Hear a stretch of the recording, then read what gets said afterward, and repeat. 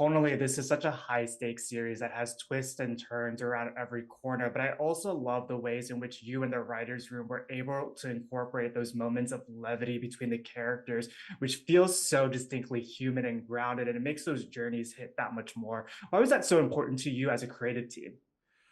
We were kind of, I think, about 2 months into creating the show, and I just said let's have fun.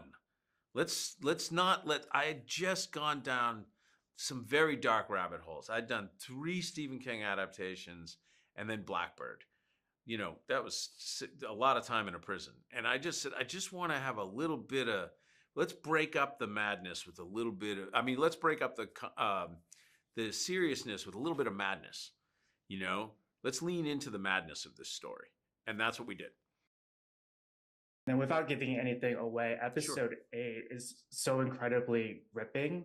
As a viewer, I felt like I was on the edge of my seat, holding my breath, and that tension between Taryn and Journey's character is so believable. Mhm. I'd love to know how much of the cast's performance throughout the season influenced your own writing, especially when it came to shaping that episode in particular. No, that, and I'm going to give full credit where credit is due here. That episode was written by Molly Miller, who is my chief writer after me. It's like me and Molly, and Molly crushed that episode. And none of this was done. Almost none of this was done knowing who our actors were. We wrote the entire show, Mm. so we had the show pretty much in our back pocket before we brought everybody in. So we always knew Taryn was going to play Dave. We knew that from day one. But Journey was cast very late. So no, that was just the power of those actors. Bringing the heat to those performances, to that incredible diner scene, which I can say that's an incredible diner scene because I had nothing to do with it. Fantastic use of a pun there as well. And I feel like there's so much trust that's needed in filmmaking. How different is that process building that with somebody that you've worked with in the past versus somebody that maybe you're working with for the first time? Oh, it's the same thing. You got to make an actor. The key to an actor is make them feel safe, make them feel like they can go anywhere, and you can always pull them back, and Mm. and that's fine. And then make them feel like they're involved, and then also make them feel like it's your vision.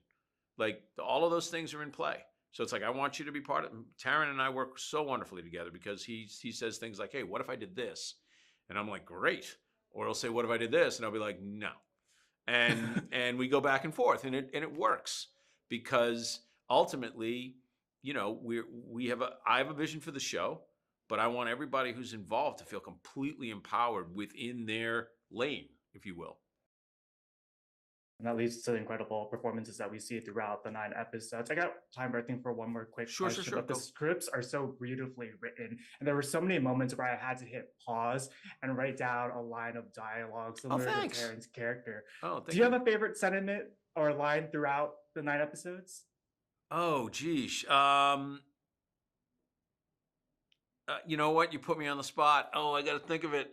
No, it's been too long. Like I can't remember lines I really liked. I know that what's funny is if I really like a line, I usually end up cutting it and editing. It's true. Every time I write a line where I'm like, yeah, that's the line, man. Okay, I know what my favorite line is.